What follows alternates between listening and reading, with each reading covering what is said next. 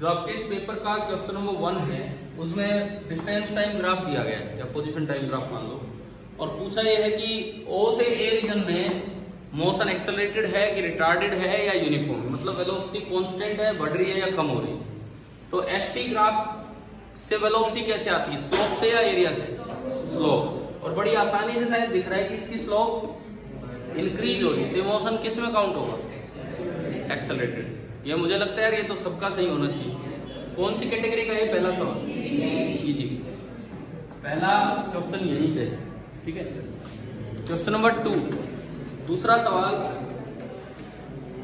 मैंने अभी कहा था, बीच बीच में कोई ना बोले, इधर सुने। एन ऑब्जेक्ट में हैव, क्या क्या हो सकता है ऑब्जेक्ट में? पहला ऑप्शन कहता है varying speed without having varying velocity, कि उसकी स्पीड तो बार बार चेंज हो रही है लेकिन वेलोसिटी कांस्टेंट। वेलोसिटी कांस्टेंट का मतलब होता है ना तो मैग्नीट्यूड चेंज हो रहा और ना ही डायरेक्शन। तो क्या स्पीड चेंज हो सकती है? नहीं, ये तो गलत है। दूसरा, नॉन जीरो एक्सेलरेशन, मतलब कुछ एक्सेलरेशन है विदाउट हैविंग वेरिंग स्पीड, उसकी स्पीड कांस्टेंट है लेकिन उसमें एक्सेलरेशन है। सर्कुलर मोशन, सर्कुलर मोशन में यूनिफॉर्म सर्कुलर मोशन अगर है तो स्पीड कांस्टेंट रहती है लेकिन हर वक्त सेंटर की तरफ एक एक्सेलरेशन होती है जिसे सेंट्रीपिटल एक्सेलरेशन बोला जाता है ना। तो दूसरा ऑप्शन सही हो गया। Third, non zero acceleration, acceleration है विदाउट हैविंग वेरिंग वेलोसिटी लेकिन वेलोसिटी कांस्टेंट है। अब अगर वेलोसिटी कांस्टेंट है तो एक्सेलरेशन तो हो ही नहीं सकता, क्योंकि ना तो मैग्नीट्यूड चेंज हो रहा है ना डायरेक्शन, तो ये भी गलत है। तो आंसर आ गया आपके पास, ठीक है। ये कौन सी कैटेगरी का है? मोशन वाले तो सीधे ही सवाल आ रहे हैं, ठीक है। क्वेश्चन नंबर 3, देखो इसमें यूं दिया गया है तीसरे सवाल में कि आपको आपकी जान आपके हाथ में है, इस तरह का काम है।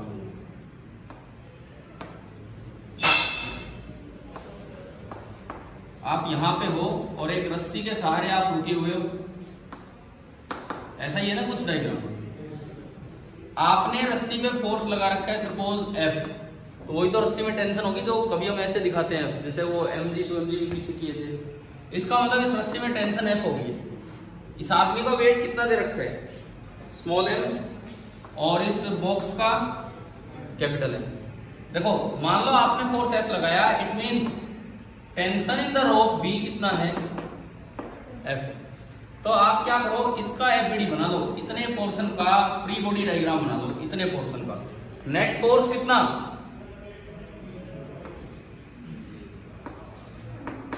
भाई नीचे तो वेट है, वेट कितना है? M + m, और ऊपर देखो T और T, F और F, ऊपर कितना है? 2F हो गया, F और F 2F, और ये बैलेंस है, 2F = M + m × G। तो F आ गया ½ M + m × G। कौन कौन बच्चा ये सही करके आए? ठीक है, तो आपके लिए आसान है, पूरी क्लास ही सही करके आ रही है। इजी में डालते हैं इसे तो, ठीक है। मीडियम, पता नहीं इधर से सारे हाथ ऊपर थे तब मुझे लगा तुक्का ही था ये। नहीं, एक बात बताओ, क्या ये कभी आपने पढ़ा ही नहीं क्या आज तक कि इस तरह से आप पुलिस सिस्टम बढ़ा के ना जो फोर्स आपको लगाना पड़ेगा उसको डिस्ट्रीब्यूट कर सकते हैं और कम करवा सकते हैं। अगर एक ही रस्सी होती, मतलब कोई दूसरी साइड से नहीं आई होती, तो आपको बिल्कुल उतना ही फोर्स लगाना पड़ता M + m × G। अब रस्सी कितनी बार अटैच है यहाँ? 2 बार, तो आपको फोर्स आधा लगाना पड़ा। 4 बार अटैच हो तो आपको फोर्स 1/4 लगाना पड़ेगा। ये तरीका होता है एफर्ट को कम करने का। लोड उतना ही है M + m × G, effort F है। हमने कुछ दिन पहले भी लोड एफर्ट की बात की थी, है ना। तो ये कुछ एक तरीका है, लोड उतना ही है लेकिन कम एफर्ट से उस लोड को बैलेंस करने का ये तरीका है। समझ आ गया? चले आगे बढ़े। क्वेश्चन नंबर 4,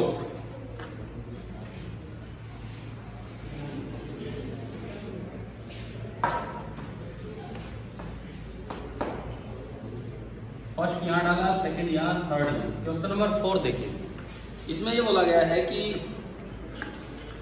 ये क्लैंप है, इस पुली पे क्लैंप ने क्या फोर्स लगाया वो बताना है। अच्छा जो ब्लॉक है कैपिटल एम मास या स्मॉल एम, कैपिटल एम, तो उससे तो टेंशन पता लगी, ये mg ये t, तो ये रेस्ट पे है तो t is equal to mg। अब आप क्लैंप का एफबीडी बनाओ, क्लैंप का खुद का भी मास दे रखा है कितना, स्मॉल एम, तो एक फोर्स तो क्लैंप पे अपना वेट mg, एक इधर से रस्सी घूम के आ रही है t और एक इधर से रस्सी घूम। अभी पिछले ही टेस्ट में हमने रोप ने क्लैंप पे क्या फोर्स लगाया, पुली पे ऊपर आया था कि नहीं, टी इधर करवाया था वो डायग्राम।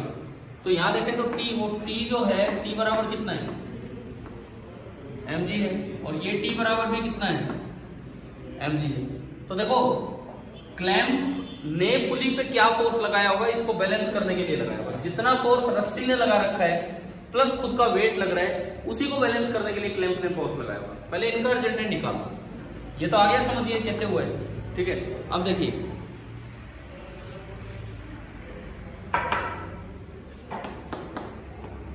नीचे अगर मैं देखूं तो नेट फोर्स हो रहा है m प्लस एम इंटू जी, और इधर देखें तो mg, और अब जो रिजल्टेंट होगा वो ये होगा, ठीक है। मान लो ये रिजल्टेंट फोर्स F है जो इधर लग रहा है पुली पे, तो भाई पाइथागोरस F कितना होगा, under root m plus m का whole square into g square plus capital M का square into g square common लिया तो रूट से बाहर जाके जी हो गया। आया यहां तक समझ। अब ये फोर्स ही अगर लग रहा होता क्लैंप पे, पुली पे, तो पुली तो गिर ही जाती। तो क्लैंप का काम ही क्या है, इसको रोक के रखना, यानी कि जो फोर्स इधर लग रहा है उतना ही फोर्स किसने लगाया होगा, क्लैंप ने लगाया होगा। तो क्लैंप के फोर्स का ये आंसर। अब देखो लास्ट टाइम जो आपका पेपर हुआ शनिवार को या शुक्रवार को, जब भी हुआ, शनिवार को हुआ था, उसमें वो क्वेश्चन था कि पुली पे दोनों साइड से रस्सी जा रही है, इतने एंगल से डिफ्लेक्ट हुई, तो पुली पे कितना फोर्स लगाया रस्सी ने, निकाला था हमने। इतने फोर्स के बावजूद भी वो पुली गिरती नहीं है, क्योंकि जितना फोर्स रस्सी ने लगाया था उतना ही अपोजिट फोर्स किसने लगा दिया था, क्लैंप ने। समझ गए हो। इस सवाल में दो बातें ऐड होगी, एक तो खुद इसका वेट दे दिया पुली का, एक तो खुद इसका वेट दे दिया तो एक और पार्ट ऐड हुआ है। दूसरा बात, रोप ने जो फोर्स लगाया वो नहीं, क्लैंप ने पूछा है तो उतना ही होगा, लेकिन अपोजिट डायरेक्शन। अब बताओ ये कौन कौन सही करके है, ये वाला सवाल, ठीक है, कोई बात नहीं। ये हो भी सकता है किया वो, ये अक्सर मिल जाता है क्वेश्चन रेजोनेंस या जहां भी मिलता है इस तरह से, पता नहीं कौन सी उनमें। तो भाई कौन सी कैटेगरी में, जिनका लीवा हो गया तो फोर्थ, हाँ ठीक है। लेकिन इसका मतलब ये भी है, अगर वही क्वेश्चन दोबारा आ जाता ना, केवल इतना क्लैंप की बजाय यूं पूछते हैं कि भाई आप बताओ इसका जवाब, यही सेम अरेंजमेंट है, force exerted by string on the पुली कितना होगा, force exerted by string on the पुली, क्या जवाब होगा, यही नहीं होगा। इसमें तो खुद इसका वेट भी शामिल है। मैं पूछ रहा हूं force exerted by string on the पुली, तो एक टेंशन mg इधर, एक टेंशन mg इधर, mg और mg का रिजल्टेंट √2 इंटू कैपिटल। समझ रहे होगी नहीं किस तरह से जवाब देने, समझ आ गया ये वाला पार्ट। चलिए आगे बढ़ते हैं। क्वेश्चन नंबर 5, पांचवा देखिए।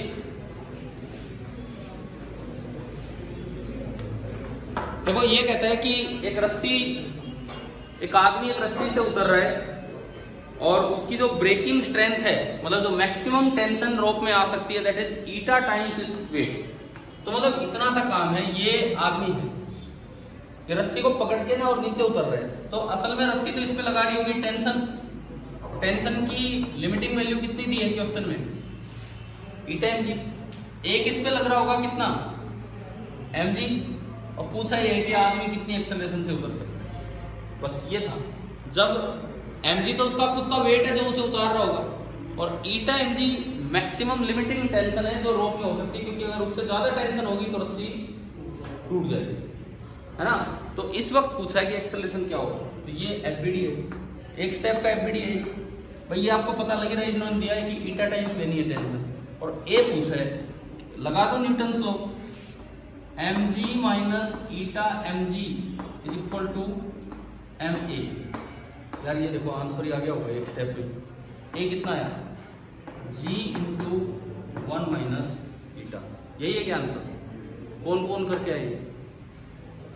वैसे तो जस्ट एक सिंपल एक इसमें है क्या आप ये बताओ। एक न्यूटन लॉ की इक्वेशन लगानी है जो इन्फॉर्मेशन दे रखी है और F बराबर एम ए से आ गया। ठीक है, अब आप बताओ ये कौन सी कैटेगरी में? सुनो एक बात सुनो, ये कई जैसे टफ जो कह रहे हैं पेपर में आपसे नहीं हुआ कोई बात नहीं, कम से कम सॉल्यूशन देखने के बाद ये समझो कि रियल में ये बड़ा था, टफ था या नहीं, या छोटा ही था। इस तरह से जवाब दो ना।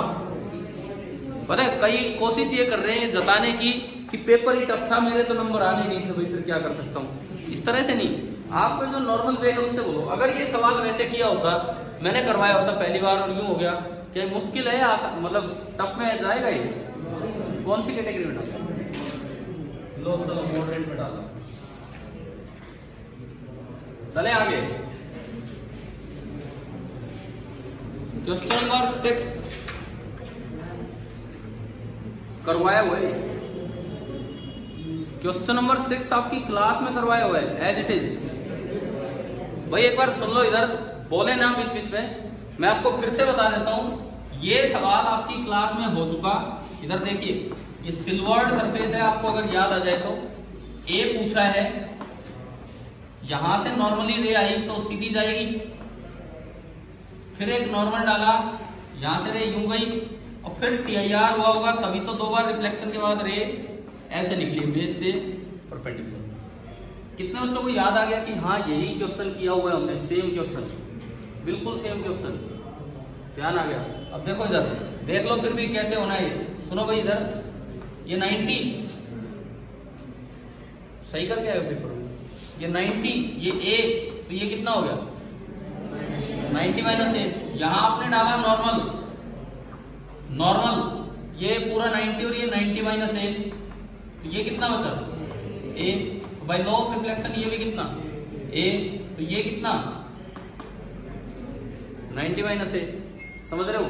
अच्छा ये आइसोसेल्स है, ये आइसोसेल्स है, तो देखो ये ए, तो ये पूरा सम 180 माइनस ए, तो आधा आधा हो गया 90 माइनस ए बाई 2 और 90 माइनस ए बाई 2। समझ आया यहाँ तक? फिर ये यहाँ आओ, ये वाला एंगल मैं लिख देता हूँ, ये है 90 डिग्री माइनस ए बाई 2, ये तो ये एंगल है। ठीक है, अब आप यहाँ पे आए, ये नॉर्मल है, ये पूरा 90, देखो ये 90, ये 90 माइनस ए बाई 2, ये ए बाई 2 बच गया। ये 90 है, बेस से निकली है परपेंडिकुलर, ये 90 माइनस ए बाई 2, तो ये कितना बचा ए बाई 2। समझ रहे हो? ये ए बाई 2 और ये नॉर्मल है, तो ये 90 माइनस ए बाई 2। क्लियर हुआ? तो ये भी कितना हो गया 90 माइनस ए बाई 2, और ये भी कितना हो गया पूरा 90 है, तो ए बाई 2। अब आप एक ट्राइंगल में देखो ना, इस ट्राइंगल में एक एंगल ए बाई 2, एक 2a और एक 90, तीनों का सम कितना होता है 180, तो ये 90, तो इन दोनों का सम भी 90, तो 2a plus a by 2 is equal to 90 degree. 5a by 2 is equal to 90 degree, 5 से गया 18 और a कितना आ गया 36 डिग्री। एग्जैक्टली ये का एक क्वेश्चन हो चुका था, ये तो रिपीट हो गया जो आपकी क्लास में कभी करवाया जा चुका है। कितने बच्चे सही करके आए दोबारा बताओ। अजय अंश कौन सी कैटेगरी का अभी? मॉडरेट का भी नहीं है, जब करवा चुके हैं ये क्वेश्चन एज इट इज आपसे करवाने के बाद अगर वो पेपर में आ रहा है तब भी उसे मॉडरेट में क्यों डाल रहे हो? क्लास अटेंड नहीं की क्या पीछे? ध्यान अब भी नहीं आ रहा कि ये करवाया हुआ, फिर कैसे मॉडरेट? फिर ध्यान आने के बाद भी मॉडरेट। अरे जो क्वेश्चन हमने किया हुआ है वो तो आपके लिए बहुत ईजी होना चाहिए, डायरेक्ट ही आ गया, तो किस्मत की बात होती है। देखो हमारे लिए पेपर बाहर से बन के आते हैं, ये भी तो ऐसा ही एनटीएससी का है। अब एनटीएससी में कोई सवाल आपका डायरेक्ट किया हुआ आ गया तो ये तो किस्मत की बात होगी और आपके लिए बहुत इजी होना चाहिए। समझ आया? क्वेश्चन नंबर आगे बढ़ते हैं, 7वां देखते हैं, प्रिज्म के ऊपर है। देखो आपने कहा ऑप्टिक्स बहुत टफ आई, ये अभी मैं आया जब ये सुनने को मिला। ऑप्टिक्स का ये पहला सवाल है, किया हुआ सवाल आ गया और कह रहे हैं ऑप्टिक्स टफ आ गई।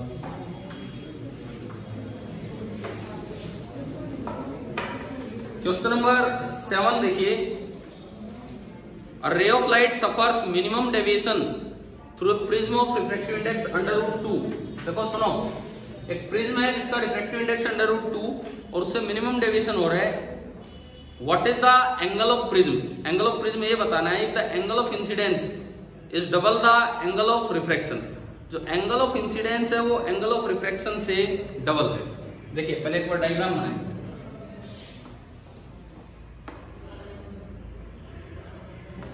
ये नॉर्मल, ये ए, मैं कहता हूं कि भाई ये कोई रे आई, सपोज एंगल ऑफ इंसिडेंस कितना है? थीटा है। माना मैंने कि एंगल ऑफ इंसिडेंस थीटा है, तो इसमें लिखा है कि जो एंगल ऑफ रिफ्रैक्शन है विद इन द प्रिज्म उससे डबल है। मतलब अगर ये थीटा है तो ये जो एंगल होगा वो कितना होगा? Theta by. क्या ये बात समझ आई कि नहीं? क्वेश्चन में डायरेक्ट दिया है कि एंगल ऑफ इंसिडेंस इससे डबल है, तो ये थीटा है तो ये थीटा बाई 2। रिफ्रैक्टिव इंडेक्स दे रखे है √2, रिफ्रैक्टिव इंडेक्स है √2। लगा दो, स्नेल्स लॉ लगा दो पहले तो। 1 into sine theta is equal to √2 into sine theta by 2। और यार ये तो बड़ा आसान है सोल्व करना। साइन 2 थीटा होता है 2 साइन थीटा कोस थीटा, पता है हमें? ये भी नहीं पता है। साइन 2 थीटा होता है 2 साइन थीटा कोस थीटा। क्यों? देखो क्या हम ये डबल एंगल्स के फॉर्मूले नहीं पढ़ के चलते हैं क्या मैथमेटिक्स में? साइन 2 थीटा होता है 2 sine theta cos theta, cos 2 theta होता है cos square theta minus sine square theta. कम से कम ये एक दो फॉर्मूले तो याद होने चाहिए। 2 कोस स्क्वायर थीटा माइनस 1 या 1 minus 2 sign square theta. tan 2 theta होता है 2 tan थीटा। ट्रिग्नोमेट्री आती है 10th में? 10th में है कि नहीं है ट्रिग्नोमेट्री? क्यों हंस रहे हो भाई? मैं मास्क लगा के हंसे जा रहे हो, क्यों हंस रहे? खड़े हुए तुम? ये सवाल सही किया आपने वहां पे, शर्म नहीं आ रही? खड़े रहो थोड़ी देर, पीछे जाके देखिए tan 2 थीटा का ये फॉर्मूला है। कम से कम ये फॉर्मूले हमें मैथ्स के याद रखने चाहिए, कहीं भी यूज हो सकते हैं। अब देखो यहाँ पे कैसे यूज हो रहा है? साइन 2 थीटा होता है 2 साइन थीटा कोस थीटा, तो साइन थीटा को मैं लिख सकता हूं 2 sine theta by 2 cos theta by 2। समझ आया कि नहीं आया? समझ आ रहा है कैसे लगाया formula? Is equal to √2 into sine of theta by 2। इससे ये गया कोस थीटा बाई 2 कितना आया? √2 बाई 2, 1 बाई √2। 1 बाई √2 जब भी होगा कोस की वैल्यू तो एंगल कितनी होती है आप बताओ? 45 डिग्री। यानी कि थीटा बाई 2 कितना हो गया? 45 डिग्री। इट मींस थीटा कितना हो गया? 90 डिग्री। अब लेकिन थीटा नहीं पूछा हमसे, तो इस सवाल में क्या पूछा है? Angle of prism. अब देखो एक चीज हमें अच्छे से याद होनी चाहिए कि जिस वक्त मिनिमम डेविएशन होता है उस वक्त R1 और R2 बराबर होते हैं, उस वक्त I और E बराबर होते हैं और उस वक्त R1 और R2 बराबर। अंश याद है कि ये भी याद नहीं है? नहीं याद तो नहीं आ रहा आपको अभी। तो कितने बच्चों को ये ध्यान आ रहा है कि जिस वक्त मिनिमम डेविएशन होता है R1 बराबर R2 होता है, तो जितना R1 है उतना ही R2 होगा। तो ये भी कितना हो गया? Theta by 2। मिनिमम डेविएशन दिया है क्वेश्चन में। और हमें एक और रिलेशन याद होना चाहिए, R1 plus R2 is equal to A। तो अगर आप वो लगाएं तो A बराबर theta by 2 plus theta by 2 कितना हो गया? थीटा। थीटा कितना है अभी? 90 डिग्री। A कितना हो गया? 90 डिग्री। समझ आ रहा है? देखो इतना तो आपको करना ही पड़ेगा। प्रिज्म आता है कहीं ना कहीं से तो पहुंचना पड़ेगा, या तो प्रिज्म फॉर्मूला लगा के या स्नेल्स लॉ लगा के या उन रिलेशंस को यूज करके। हाँ, अगर आपको ये नहीं पता था कि इसको ये लिखना है तो इस सवाल में अटकना चाहिए, नहीं तो भाई होना ही होना है। चलो मान लो आपको ये फॉर्मूला नहीं पता था इसलिए मैं इस क्वेश्चन को यहाँ डाला, नहीं तो ये उस कैटेगरी में जाना नहीं था। क्योंकि ऐसे तो प्रिज्म आपको ध्यान है, प्रिज्म पे ही 2-3 दिन हमने क्लासेस दी थी, खाली प्रिज्म पे ये तरह तरह के सवाल। नोट करना है तो कर लीजिए, आप भी आ जाओ भैया प्लीज।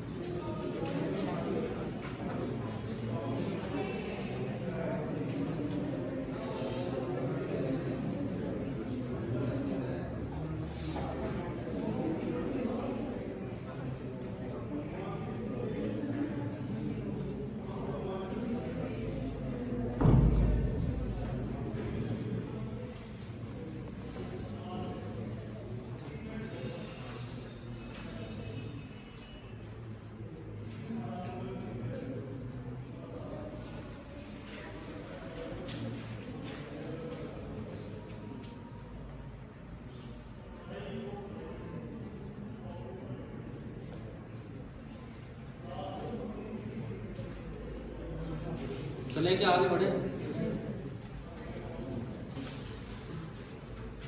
अगला जो सवाल है क्वेश्चन नंबर, ये हमने डाल दिया किसी कैटेगरी में, 6th हो गया,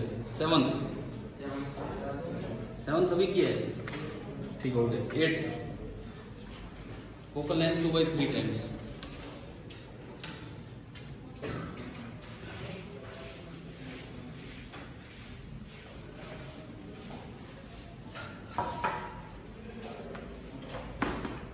देखो यार, एक बाई कॉन्वेक्स लेंस है, बल्कि इक्वी कॉन्वेक्स है, तो इसका रेडियस अगर R0 लिखा जाएगा तो आपको याद होना चाहिए इसका -R लिखते थे हम। R1 वो है, R2 ये है, ठीक है। रिफ्रैक्टिव इंडेक्स पूछा है क्या, तो लेंस मेकर फॉर्मूला याद है क्या हमें? रुको मैं पूछता ही हूं, अंश लेंस मेकर फॉर्मूला बताओ क्या है। 1/f is equal to n lens upon n surrounding -1 R1 -1 upon R2। Question में जो जानकारी है उसके अकॉर्डिंग आप क्वेश्चन पढ़ के बताओ, फोकल लेंथ कितने टाइम्स है R के? 2/3 टाइम्स। क्वेश्चन में दिया है कि focal length is 2/3 times R, ये हमें दिया हुआ है, ठीक है। हमने इसमें पुट किया, हमने इसमें सारी वैल्यूज पुट की, तो देखिए 1/f बनेगा 3/2R, तो ये बना 3/2R is equal to n lens निकालना है, n सराउंडिंग 1, तो n -1, 1/R1 तो R है और R2 -R है। कई बार हमने ये कर रखा है माइनस माइनस प्लस हो गया, 2/R बनेगा। ये तो कोई नया काम नहीं था सर आपके लिए, इतना तो 2/R बना, R से R गया, क्रॉस मल्टीप्लाई किया, 3 इज इक्वल टू ये 4n -4, तो यहां से 4n बराबर 7 और n बराबर कितना आ गया 7/4। क्या पॉइंट्स में है ऑप्शन, तो 4 1 30 7 28 5 20, ठीक है, हो गया, यही आ रहा है 1.75। देखो ये केवल लेंस मेकर फॉर्मूला लगना था, केवल लेंस मेकर फॉर्मूला। आपने वो कटिंग वाले क्वेश्चंस भी किए होंगे पहले, लेंस को यूं काट दिया यूं काट दिया, तो उनमें तो 2-2 बार लगाना पड़ता है लेंस मेकर फॉर्मूला, इसमें तो एक बार से काम चल रहा है। एक बार ये बताओ, ये बच्चा कौन कौन बच्चा ये सही करके आया? काफी बच्चों ने सही किया। किस कैटेगरी में डाली? वो वही रहा है जो एग्जाम में कर आया वो इजी बोल देता है, जिससे नहीं वो मॉडरेट बोल रहा है। अरे मैं कह रहा हूँ सॉल्यूशन पढ़ने के बाद आप देखो कि मुश्किल है कि आसान है, कैसा है, कैसा है ये इजी है शायद। क्वेश्चन नंबर 8, ठीक है, जिसको नोट करना है कीजिएगा।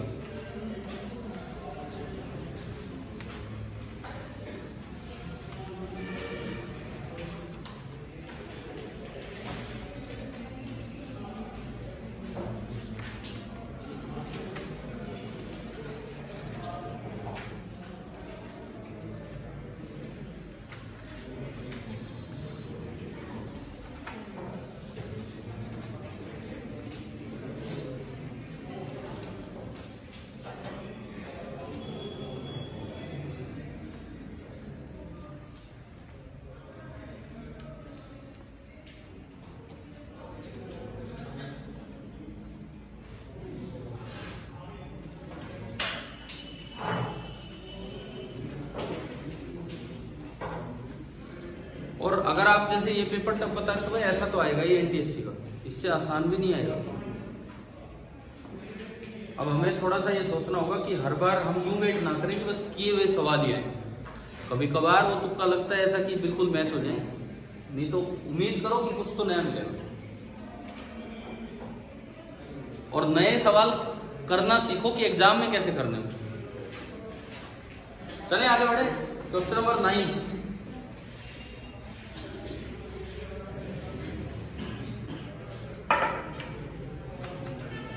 अब ये मैंने क्या हुआ, मैंने आपको मना कर दिया था शायद, पता नहीं कोई बच्चा पूछ रहा था कि सर ये आए तो है नहीं आपके सेक्शन में, किस सेक्शन में। मैंने कहा कि छोड़ दो, चलो टेलीस्कोप माइक्रोस्कोप नहीं आता, आज तक तो आया नहीं था। और एक्चुअली एनटीएससी भी इसी का नाम है। हम जो चीज सोचते हैं ना कि चल ये तो नहीं आनी होगी, वही आ जाती है। ऐसा ही कुछ इस बार अपने पेपर में हो रहा है। मैंने इवन मुझे लगा इतने टेस्ट हो लिए, आज तक नहीं पूछा गया है, हमने पढ़ा दिया यूं शायद नहीं आएगा, छोड़ दो, और कहते ही आ गया इसी बार। पता नहीं कोई हमारा इंतजार ही कर रहा होता है क्या, इस बार डालना ही है। फिर भी ये मुश्किल नहीं था, कारण बताता हूँ आपको। टेलीस्कोप की शेप याद है? टेलीस्कोप में आगे वाला लेंस बड़ा होता है और आईपीस छोटा। फोकल लेंथ भी इसकी ज्यादा होती है और इसकी कम। याद है ना, माइक्रोस्कोप में उल्टा था, टेलीस्कोप में ऐसा था। याद है ये चीज? तो पहले तो साइज की बात करो, कौन से का साइज सबसे बड़ा है इनमें? अपर्चर, अपर्चर होता है साइज पहले वाला। इसका वाला आपको ऑब्जेक्टिव लेंस तो एक बार में पता लग गया। कौन सा ऑब्जेक्टिव लेना है? L1 लेना ऑब्जेक्टिव, ठीक है। अब देखो कितने ऑप्शंस में L1 ऑब्जेक्टिव है? 2 में, A या C। तो आईपीस के तौर पे कह रहा है एक में L3 एक में L2। साइज देखे तो दोनों का ही क्या है, सेम है, तो साइज से तो हम नहीं नकार पाए किसी को। अब फोकल लेंथ पे चलो, आईपीस की फोकल लेंथ बहुत छोटी होती है, तो इनमें से छोटी फोकल लेंथ वाला कौन है? फोकल लेंथ छोटी उसकी होगी जिसकी पावर ज्यादा हो, क्योंकि पावर और फोकल लेंथ एक दूसरे का रेसिप्रोकल है। तो एक बार आप क्यों देखें कि इनमें पावर ज्यादा किसकी है? L3 की पावर ज्यादा है तो उसकी फोकल लेंथ छोटी होगी, यानी कि ये फिक्स हो गया कि ये वाला लेंस कौन सा लेना है, L3। तो असल में आ तो गया टेलीस्कोप, लेकिन कोई मैग्नीफाइंग पावर और वो निकालने पे गया ही नहीं। केवल आपको बस अरेंजमेंट पता हो, शेप पता हो क्या है, उससे होगा। कौन कौन बच्चा इसे करके आएगा? ठीक है, तो मुझे लगता है इसको इस कैटेगरी में डाल दें। फिर भी पूछ रहा हूँ, वैसे तो देखो कुछ करना ही नहीं पड़ा, कुछ भी नहीं करना पड़ा, देख के आंसर आ रहा है। कैसा है ये सवाल? पूछता हूँ, इजी है मीडियम है, कैसा है? लो यार, हुआ नहीं आप लोगों से, इसलिए मैं मीडियम बना रहा हूँ, नहीं तो कुछ नहीं करना पड़ा। देखते हैं जवाब आ रहा है। इस तरह का सवाल दिया है। Question number 10, calculate the speed of light in a medium whose critical angle is 30 degree. ये बहुत ही सीधा सवाल है, क्योंकि आपको पता होता है कि क्रिटिकल एंगल का फॉर्मूला होता है साइन ऑफ IC, पता है ना ये, n rare upon n denser. कुछ नहीं दिया तो एन रेयर एयर मानना होता है, और एयर है बाहर तो 1, और क्रिटिकल एंगल दिया कितने बोले? 30 डिग्री। साइन 30 डिग्री 1/2, यानी कि उस मीडियम का जो n है वो 2 है, n होता है C/V। तो उस मीडियम में जो स्पीड है that is C/2, 3 × 10⁸ divided by 2, यानी कि 1.5 × 10⁸। समझ आ गया क्या? इजी, अच्छा है, उसकी कैटेगरी बात आसान था, ये तो सीधा फॉर्मूला बेस्ड है इस तरह से। तो ये आपका हो गया क्वेश्चन नंबर 10। यार ऑप्टिक्स कहाँ इतनी टफ आ रही है? आप कह रहे हो ऑप्टिक्स टफ आ रही है।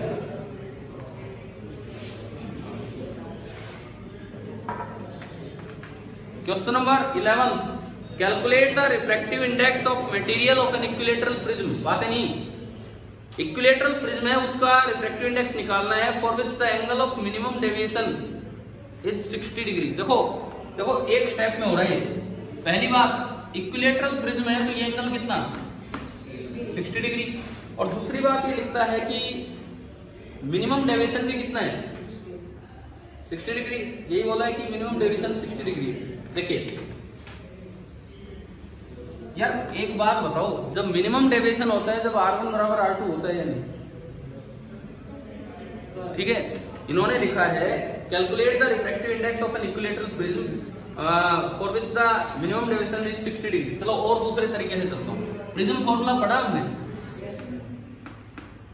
ये पढ़ा है, sine of A plus delta minimum by 2 upon, इससे तो एक बार नहीं आ रहा है, कुछ करना ही नहीं पड़ रहा। ये चाहिए मुझे, A कितना इक्विलैटरल है तो 60, और मिनिमम डेविएशन कितना है 60, तो 60 plus 60/2 sine 60 degree, 60/2 sine 30 degree. ये तो हो गया √3/2, और ये 1/2, 2 से 2 कैंसिल, तो ओनली कितना बचा? ओनली बचा ही क्या है? √। बताओ भाई, समझ आ गया? क्लियर हो गया? यार ये मुश्किल था क्या? अगर प्रिज्म फॉर्मूला लगाते हैं तो और आप स्नेल्स लॉ जाओगे, हो सकता है 2 स्टेप लगे। प्रिज्म फॉर्मूला से एक बार में आ गया। कौन कौन ये सही करके आए? ठीक है, किस कैटेगरी का है?